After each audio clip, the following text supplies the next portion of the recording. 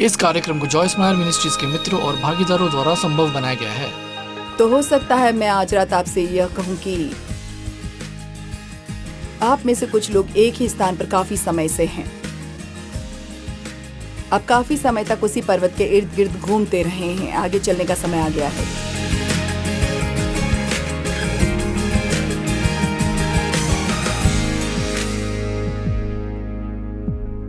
खैर, दुनिया में खुशी इस बात पर आधारित है कि क्या हो रहा है, लेकिन राज्य में ऐसा बिल्कुल भी नहीं है। वो कहता है कि यदि आप धार्मिकता के लिए कष्ट सहते हैं तो आप खुश हैं। यीशु ने कहा कि अगर हम दूसरे लोगों की सेवा करेंगे तो हमें खुशी होगी। तथ्य की बात उन्होंने कहा, अपने आप को भूल जाओ। वाह! अपनी और अपने सभी हितों की दृष्टि खो दो, दूसरों की सेवा करो। लेकिन दुनिया कहेगी कि हम केवल तभी खुश रह सकते हैं जब हर कोई हमारी सेवा कर रहा हो। तो जब आप दूसरे लोगों की सेवा करते हैं तो आपकी देह को यह पसंद नहीं है, लेकिन आपकी आत्मा को पसंद है। और यदि आप अंदर से काफी खुश हैं तो यह बाहर तक पहुंच जाएगा। आमीन। यूहन्ना 13 बाइबल का वो अध्याय है जहां यीशु ने अपने शिष्यों के पैर धोए थे। यीशु ये कहता है, ये जानना कि वो कहां से आया है और ये जानना कि वो कहां जा रहा है। और मैं वास्तव में मुझे लगता है कि वास्तव में इसका मतलब यह है कि ये जानना कि वो कौन था। ये बहुत अद्भुत है जब आपको कुछ भी साबित नहीं करना पड़ता है। ये बहुत अद्भुत है जब आपको किसी को प्रभावित करने की कोशिश नहीं करनी पड़ती। जब आप जानते हैं कि आप कौन हैं और आप किसके हैं और आप कहां से आए हैं और कहां जा रहे हैं, तब आपको चिंता करने की जरूरत नहीं है। अगर कोई आपको पसंद नहीं करता है या वो नहीं चाहते कि आप उनकी पार्टी में आए या जो भी हो, कहते हैं उसने अपना वस्त्र उतार दिया, जिसका मतलब है कि उसने उन क्षणों के लिए जो वो था उसे उतार दिया और उसने सेवक का तौलिया डाला और वो घुटनों के बल बैठा और उसने अपने चेलों के पांव धोए। और जब वो पतरस के पास आया तो पतरस ने कहा, नहीं प्रभु, तुम्हें मेरे पैर कभी नहीं धोने हैं। और मुझे यीशु ने जो कहा वो पसंद आया और हमें इसे प्राप्त करने की आवश्यकता है। उन्होंने कहा, अगर मैं तुम्हारे पैर नहीं धोता तो मुझ में तुम्हारा कोई हिस्सा नहीं। तो अब सुने, क्या आप जानते हैं कि इसका वास्तव में क्या मतलब है?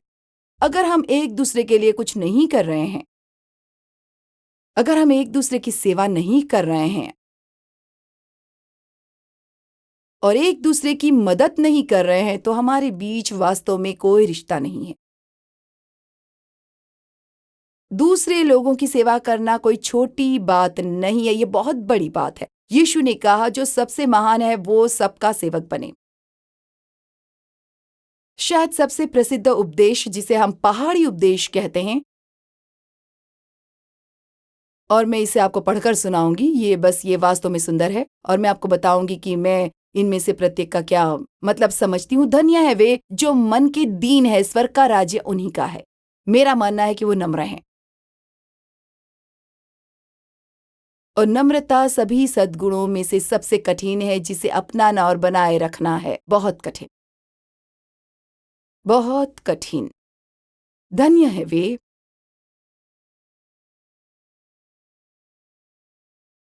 धन्य है वे जो शोक मनाते हैं, क्योंकि उन्हें शांति मिलेगी। मुझे लगता है कि जो लोग अपने पाप पर शोक मनाते हैं, जब वे पाप करते हैं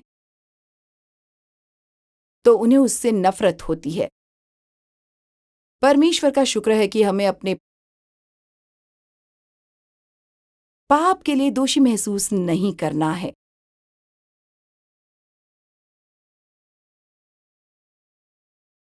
लेकिन जब मैं प्रभु को निराश करती हूं तो मुझे बुरा लगता है। धन्य है वे जो नम्र हैं, क्योंकि वे पृथ्वी के अधिकारी होंगे। एक नम्र व्यक्ति कमजोर व्यक्ति नहीं होता। ये एक ऐसा व्यक्ति है जिसके पास वास्तव में बहुत ताकत है, लेकिन वे इसे नियंत्रण में रख सकते हैं। नम्र व्यक्ति वो होता है जो कुछ कर सकता है, लेकिन वो परमेश्वर पर प्रतीक्षा करने को भी तैयार रहता है। मैं आपको एक उदाहरण दूंगी। जब यीशु बगीचे में थे और सैनिक अंदर आए और पतरस तुरंत आया, उसने अपनी तलवार ली और सैनिक का एक कान काट दिया, ये सोचकर कि वो यीशु की रक्षा कर रहा था। यीशु ने उस आदमी का कान फिर से लगा दिया और कहा कि क्या तुम नहीं जानते कि मैं स्वर्गदूतों की 12 पलटन बुला सकता हूं, परंतु यदि मैंने ऐसा किया तो परमेश्वर का वचन कैसे पूरा होगा। दूसरे शब्दों में वो कह रहा था, मुझे ये करने की आवश्यकता नहीं है, मुझे इन लोगों को मेरे साथ इस तरह का व्यवहार नहीं करने देना है, मुझे क्रूस पर नहीं जाना है। लेकिन वो नम्र था और इसलिए वो परमेश्वर के शक्तिशाली हाथ के नीचे रहने में सक्षम था और उसे वो करने दिया जो वो करना चाहता था, जिस तरह से वो करना चाहता था। जब कोई आपको चोट पहुंचाता है तो क्या आप इतनी नम्र हैं कि उसे माफ कर सके और स्थिति से निपटने के लिए परमेश्वर पर निर्भर रहें, या क्या आपको उन्हें बताना होगा? खैर, प्रभु धन्य हैं, अगर मैं कुछ नहीं करूंगी तो वो सोचते हैं कि वे चाहे मेरे साथ कुछ भी कर सकते हैं। मेरा मतलब है कि क्या हम वास्तव में ये कहने के लिए पर्याप्त नम्र है, मैं ऐसा कर सकती हूँ, लेकिन मैं जानती हूँ कि आप मुझे ऐसा नहीं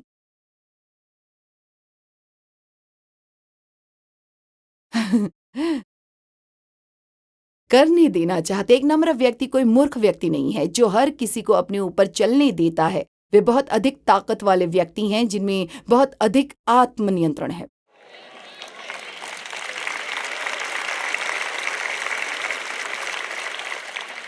जब परमेश्वर ने मूसा को बुलाया तो बाइबल कहती है कि वे पृथ्वी पर सबसे नम्र व्यक्ति था।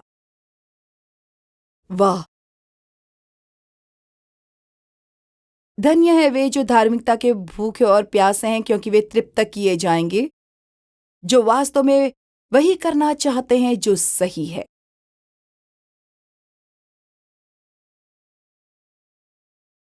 धन्य है वे जो दयालु हैं, क्योंकि उन पर दया की जाएगी। ये वो लोग हैं जो तुरंत माफ कर देते हैं। लोगों पर क्रोधित न रहें। आप केवल स्वयं को चोट पहुंचा रहे हैं। क्षमा वास्तव में दूसरे व्यक्ति के लिए नहीं है, ये आपके लिए है। धन्य है वे जो हृदय से शुद्ध हैं, क्योंकि वे परमेश्वर को देखेंगे। हृदय के पवित्र वे लोग हैं जो हर किसी में सर्वश्रेष्ठ पर विश्वास करते हैं। वे हर स्थिति में सर्वश्रेष्ठ पर विश्वास करते हैं। आप जानते हैं, मैं बहुत शक्की इंसान हुआ करती थी और मैंने निर्णय लिया कि मैं शक्की नहीं होंगी। और दूसरे दिन किसी ने मुझसे कहा, आप बहुत ज्यादा भरोसा कर रहे हैं। और आप जानते, कभी कभी जब आप होते हैं तो आपको चोट लगती है, लेकिन मैं हर किसी का बुरा नहीं सोचते रहूंगी। मैं ऐसा नहीं करने वाली।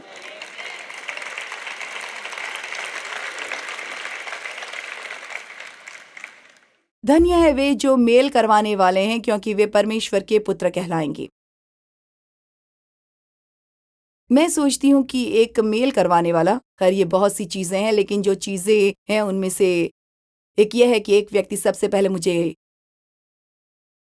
मुझे क्षमा करे कहने को तैयार हैं। भले ही उन्होंने सोचा है कि ये उनकी गलती थी या नहीं, और स्थिति में शांति लाने के लिए जो भी करना पड़े वो करें। धन्य हो तुम जब मनुष्य मेरे कारण तुम्हारी निंदा करें और सताए और झूठ बोल बोल कर तुम्हारे विरोध में सब प्रकार की बुरी बात कहें। आनंदित और मगन होना, क्योंकि तुम्हारे लिए स्वर्ग में बड़ा प्रतिफल है, इसलिए कि उन्होंने उन भविष्यद्वक्ताओं को जो तुम में से पहले थे इसी रीति से सताया था। इस उपदेश को द बीटिट्यूड्स कहा जाता है। मैं उन्हें अच्छे व्यवहार करती हूँ जिस तरह परमेश्वर चाहते हैं कि हम बने, द ब्यूटिट्यूड्स। अब मुझे लगता है कि जंगल से बाहर निकलने और वादे किए गए देश में रहना शुरू करने का समय आ गया है।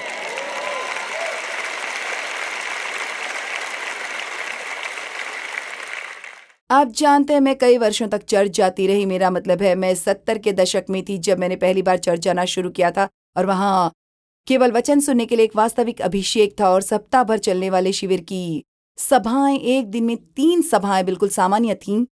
लोगों ने लगातार 7, 8, 9, 10 दिनों तक चर्च जाने और व्यवहारिक रूप से पूरे दिन वहां बैठे रहने के बारे में कुछ भी नहीं सोचा। और अगर आपको लगता है कि हम आज लंबे उपदेश देते हैं तो आपको तब आसपास रहना चाहिए था। मेरा मतलब है, एक चर्च सभा जो 3 घंटे से भी कम समय की थी, और मैंने बहुत कुछ सुना और मैंने बहुत कुछ सीखा, लेकिन मैं वास्तव में इतना कुछ नहीं बदल रही थी। और वास्तव में मुझे समझ नहीं आया कि ऐसा क्यों है। मैं शैतान को डांटना सीख रही थी, लेकिन वो अभी भी आसपास ही था। मैं तुझ पर अधिकार रखती हूं, लेकिन किसी तरह वो दूर नहीं गया। आपको पता है, इज़राइली मिस्र में गुलामी में थे और मिस्र मेरे लिए उद्धार ना पाने का प्रतिनिधित्व करता है। उन्हें मिस्र से बाहर लाया गया था, तो अब हम कहेंगे कि हमने दोबारा जन्म लिया है, लेकिन फिर उन्होंने 40 साल रेगिस्तान में बिताए। मुझे लगता है कि रेगिस्तान वो जगह है जहां हम बड़े होते हैं, जहां हम आत्मिक रूप से परिपक्व होते हैं। और बाइबल के अनुसार 11 दिन की यात्रा को करने में उन्हें 40 साल लग गए। तो मेरे लिए ये कहेगा कि अगर मैं परमेश्वर की आज्ञा का पालन करूंगी तो मैं मसीह में शिशु चरण से वास्तव में परमेश्वर के वादों के अनुसार जीने की ओर बढ़ सकती हूं, न कि केवल उनके बारे में बात करने से। अब अगर हम हर बार परमेश्वर आपके साथ किसी चीज के बारे में निपटता है, तो उसके आज्ञाकारी बनने में उसे 6 साल लगते हैं। तो आपको भी एक लंबी यात्रा करनी होगी। क्या आप मेरे साथ हैं? देखिए, वो मिस्र का रेगिस्तान वादा भूमि की चीज है। ये परमेश्वर के साथ हमारे चलने से संबंधित है, और बाइबल कहती है कि एक छोटा मार्ग था जिस पर परमेश्वर उन्हें ले जा सकता था, लेकिन वो उन्हें दूर के रास्ते से ले गया। आप में से कितने लोग दूर के रास्ते पर हैं? मैं भी थी, और मुझे ऐसा करने की जरूरत है, क्योंकि अगर परमेश्वर ने मुझे वो चीजें सिखाने के लिए समय नहीं दिया होता जो उन्होंने मुझे सिखाई, तो मेरे पास आपको सिखाने के लिए कुछ भी नहीं होता।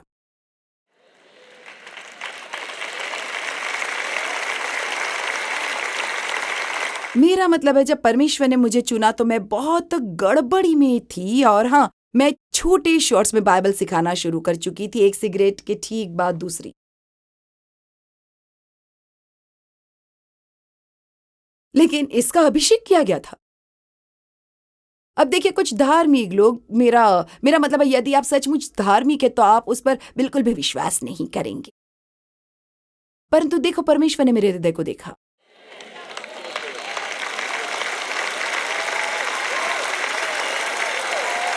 और बात यह है कि परमेश्वर न केवल ये देखता है कि आप अभी कहाँ हैं, बल्कि वो आपके लिए सभी संभावनाएं भी देखता है, यदि वो आपको सुनने के लिए प्रेरित कर सके। देखें,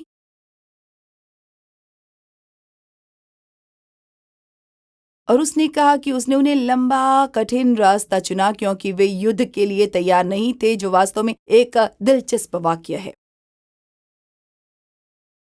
परंतु आप देखिए, जब वे प्रतिज्ञा किए हुए देश में गए, तो ये उनसे भिन्न था जो आप सोच सकते थे। भूमि पर कब्जा करने के लिए कब्जा शब्द का अर्थ है कि आपको सबसे पहले वर्तमान कब्जेदारों को बेदखल करना होगा। तो परमेश्वर ने उन्हें भूमि दी, लेकिन वहां दुश्मन मूर्ति पूजक थे जिनके साथ परमेश्वर ने उनसे कहा था कि उन्हें युद्ध करना होगा। क्या आप सोचते हैं कि रेगिस्तान में शैतान आपको परेशान करता है? खैर, जब तक आप वादा किए गए देश में नहीं पहुंचे जाते तब तक प्रतीक्षा करें। क्या आपको लगता है कि मेरे लिए ऐसा करना आसान है? नहीं नहीं, और ये मेरे लिए खेद की बात नहीं है। मैं जो कर रही हूं उसके लिए बहुत आभारी हूं, लेकिन ऐसा करने के लिए आपको एक कीमत चुकानी पड़ती है। परमेश्वर रक्षा करता है, परमेश्वर मदद करता है, परमेश्वर मुझे शक्ति दे, लेकिन मैं आपको बताती हूं कि आपको दाखलता को पकड़ना है। आमीन। क्योंकि मैं इन चीजों से परखे जाए बिना उनका प्रचार नहीं कर सकती। और मैं कभी कभी अपना खुद का कार्यक्रम सुनती हूँ क्योंकि इससे मुझे मदद मिलती है।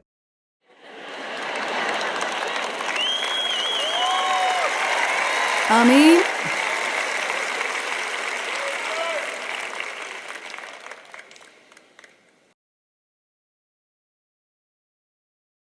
व्यवस्था विवरण 1:6 में प्रभु ने कहा, तुम इस पर्वत पर काफी समय तक रहे हो। तो शायद मैं आपसे बस इतना ही कहूंगी। आज रात आप में से कुछ लोग एक ही स्थान पर काफी समय तक रहे हैं। आप काफी समय तक उसी पर्वत के इर्द गिर्द घूमते रहे हैं। आगे चलने का समय आ गया है। आमीन। Come on.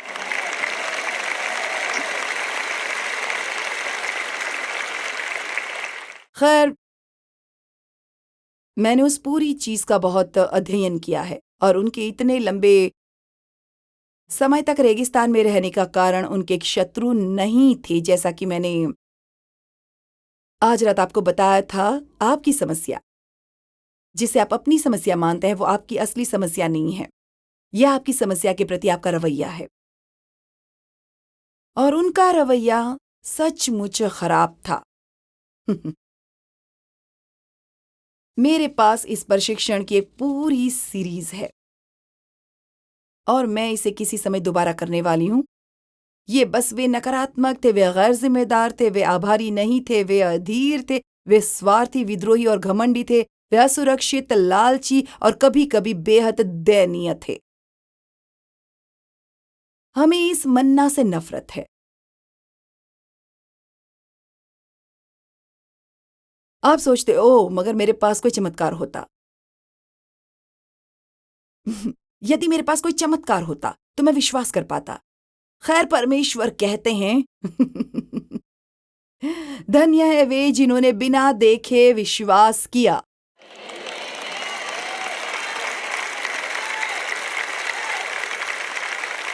आपको वचन जो कहता है उस पर विश्वास करने का निर्णय लेना होगा। इससे कोई फर्क नहीं पड़ता कि आप क्या देखते हैं या क्या महसूस करते हैं।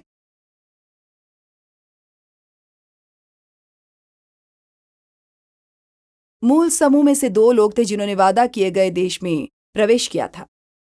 लगभग 15 लाख लोग मूसा के साथ बाहर आए, और 2 अब जो लोग वादा किए गए देश में आए थे उनसे कहीं अधिक थे, लेकिन वे मूल समूह से नहीं थे। वे रेगिस्तान में पैदा हुए थे। 2 2 ये बहुत अच्छा प्रतिशत नहीं है, लेकिन उनका रवैया बहुत अच्छा था। उनमें से एक ने कहा, मुझे एक पहाड़ दो। और मुझे लगता है जब उन्होंने कहा मुझे एक पहाड़ दो तो वो 80 या कुछ और उम्र के थे।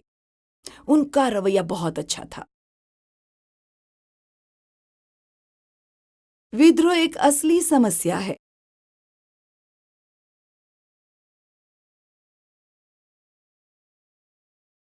यदि आप ये सोचने के लिए प्रलोभित हैं कि आपका रवैया बुरा नहीं है, तो बस किसी भी चीज के बारे में शिकायत किए बिना एक दिन गुजारें। हमारा रवैया हमारे भविष्य का भविष्यवक्ता है। मुझे ये पसंद है। ये हमारा सबसे अच्छा दोस्त या सबसे बुरा दुश्मन है। देखिए, यदि आपका रवैया अच्छा है तो आप अकेले अच्छा समय बिता सकते हैं।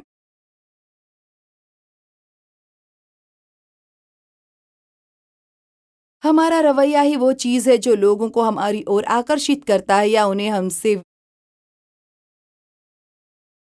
दूर करता है, और ये प्राथमिक शक्ति है जो ये निर्धारित करती है कि हम जीवन में सफल होते हैं या असफल। इस दिन आप चुनें। मुझे सच में विश्वास है कि आज रात कुछ लोगों को बस आपको एक विकल्प चुनने की ज़रूरत है। पहला नियम, जब हालात कठिन हों तो सही रवैया बनाए रखें। जब चीज़ें उनके अनुसार चल रही हों तो हर किसी का रवैया अच्छा हो सकता है। दूसरा नियम, समझे कि खराब मौसम हमेशा के लिए नहीं रहेगा। तीसरा नंबर, और ये महत्वपूर्ण है, अपने जीवन में तूफानों के दौरान बड़े निर्णय ना लें।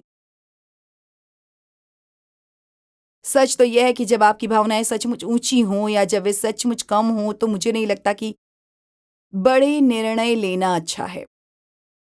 मैं आपको बताती हूँ क्यों। जब आप बहुत उत्साहित होते हैं तो आप सोचते हैं कि आप कुछ भी कर सकते हैं और आप सब कुछ करना चाहते हैं, और जब भावनाएं नीचे आ जाती हैं तो आप कुछ नहीं करना चाहते। चौथा नियम, नियंत्रण टावर जो कि परमेश्वर है उससे संपर्क में रहें। पांचवा नियम, चीजों को सही दृष्टिकोण में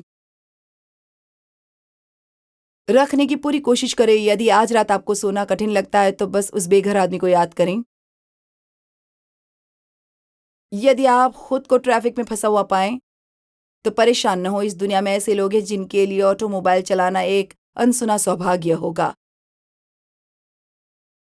यदि कार्यस्थल पर आपका दिन खराब हो तो बस उस आदमी के बारे में सोचिए जो 3 महीने से काम से बाहर है। क्या आपको ऐसे रिश्ते से निराश होना चाहिए जो थोड़ा परेशानी भरा हो? तो बस उस व्यक्ति के बारे में सोचिए जिसने कभी नहीं जाना कि प्यार करना क्या है। क्या आपको इस बात पर दुख होना चाहिए कि आपके बॉस ने सप्ताह में 4 दिन काम करने और 3 दिन का वीकेंड रखने क्या आपके अनुरोध को अस्वीकार कर दिया है? उन महिलाओं के बारे में सोचिए जो सप्ताह में 7 दिन 12 घंटे काम करती हैं $10 प्रति सप्ताह के लिए। वे $1 एक दिन कमाते हैं और 16 घंटे काम करते हैं। यदि आपकी कार खराब हो जाए तो आप किसी भी सहायता से 1 मील दूर रह जाएं तो उस लकवे मरे व्यक्ति के बारे में सोचें। यदि आपको दर्पण में नए सफेद बाल दिखाई दे तो कीमोथेरेपी में कैंसर रोगी के बारे में सोच सकते हैं। क्या आपको स्वयं को हतोत्साहित महसूस करना चाहिए क्योंकि आप ये तय नहीं कर पा रहे हैं कि आपके जीवन का उद्देश्य क्या है? तो आभारी रहें, ऐसे लोग हैं जो इतने लंबे समय तक जीवित नहीं रहे कि उनके पास ये सोचने का टाइम हो। क्या आपको स्वयं को अन्य लोगों की कड़वाहट, अज्ञानता, छोटापन या असुरक्षा का शिकार मानना चाहिए? याद रखें, चीजें बदतर हो सकती हैं, आप भी वो हो सकते हैं।